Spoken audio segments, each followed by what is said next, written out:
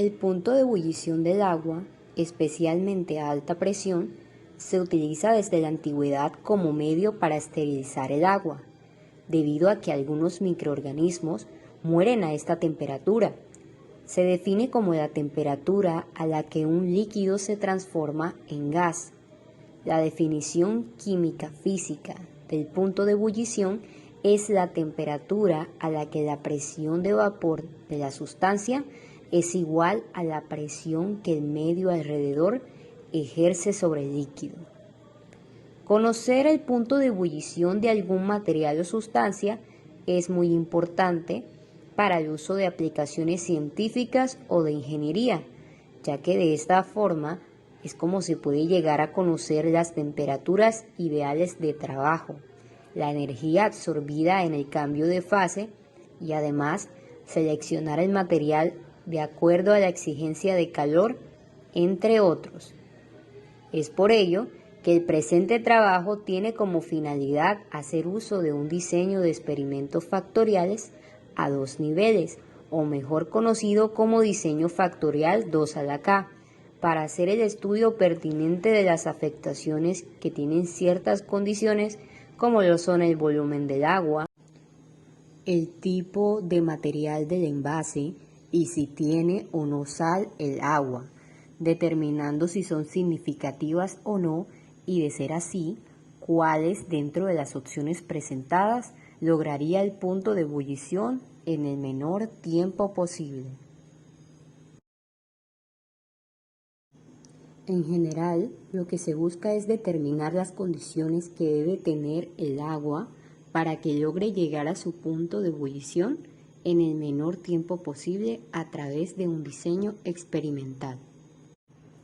De manera específica, se busca establecer la... Para el experimento se trabajó a una altura del nivel del mar, donde el punto de ebullición del agua es 100 grados centígrados. Donde trabajamos también en el Laboratorio de Química General de la Universidad del Magdalena para poder despreciar así el factor perturbador del clima,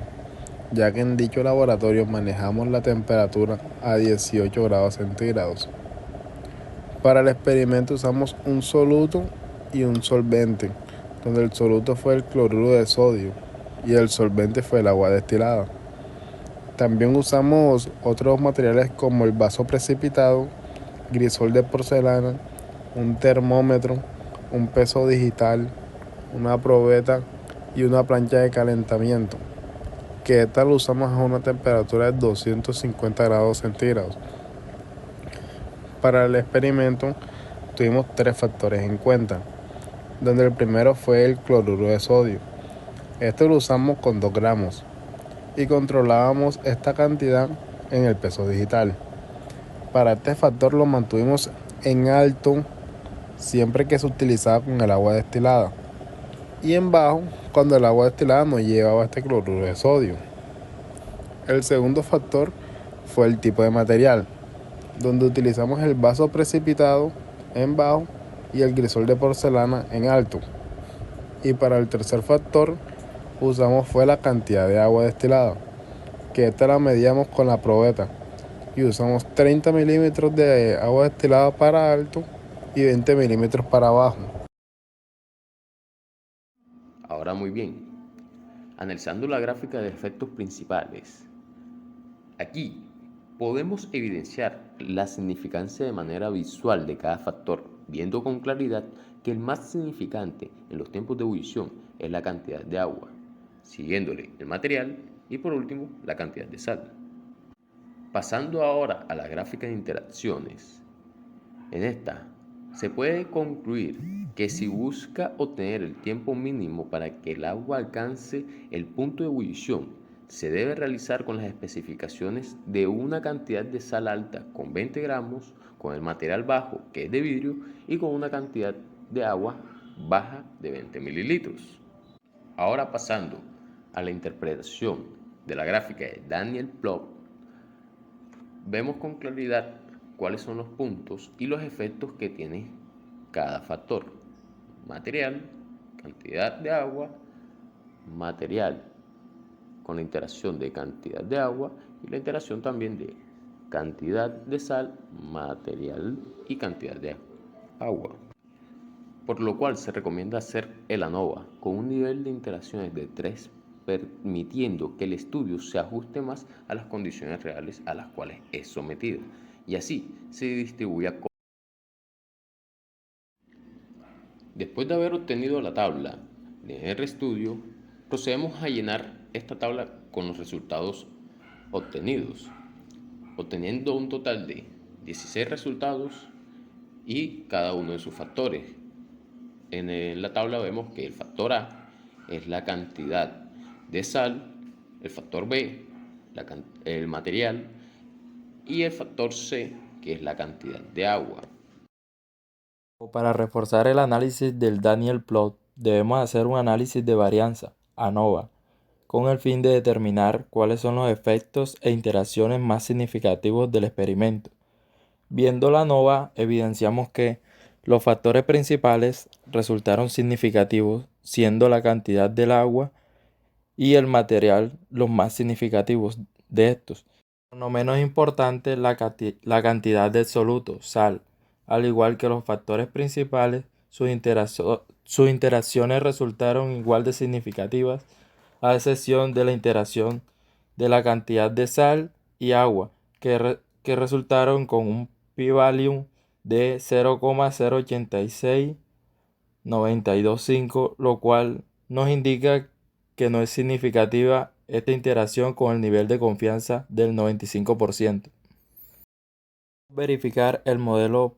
Para esto, analizar los residuales y verificar que se ajustan a una distribución normal como lo muestra en la gráfica.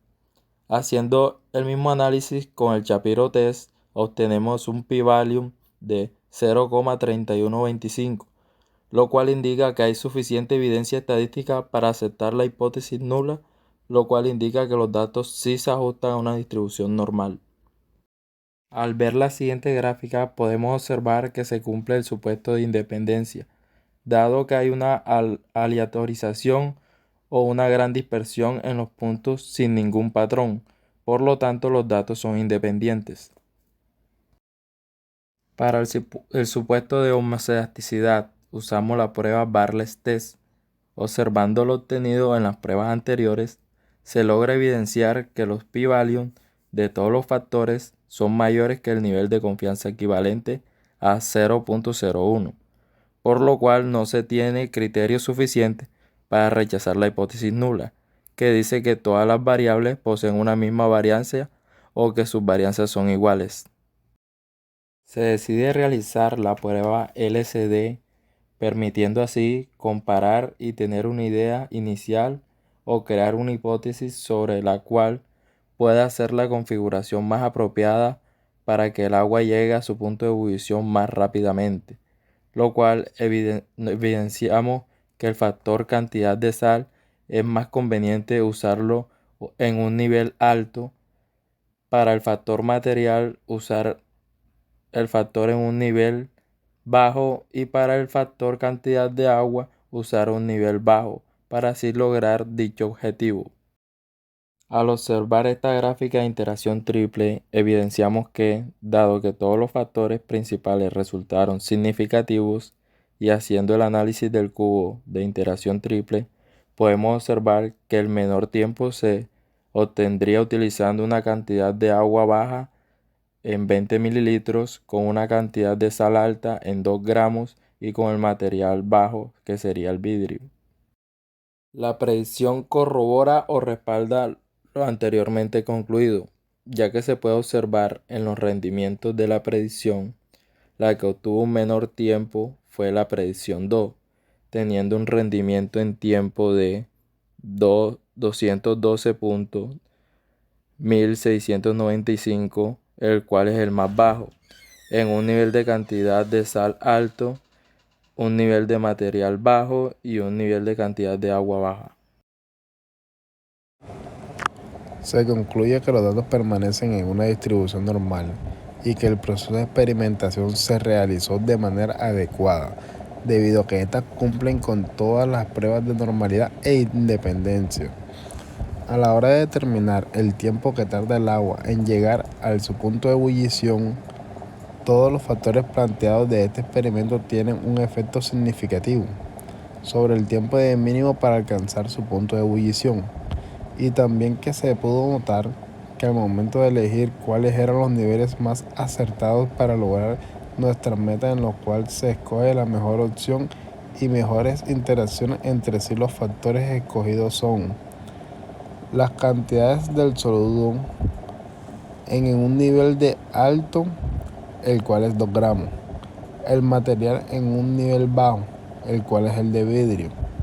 y en una cantidad de solvente H2O en un nivel bajo, en la cual sería 20 milímetros. Cabe aclarar que este experimento se puso en práctica en un ambiente de temperatura controlada de 18 grados centígrados, para que el factor perturbador del ambiente no influyera en nuestra. De igual manera,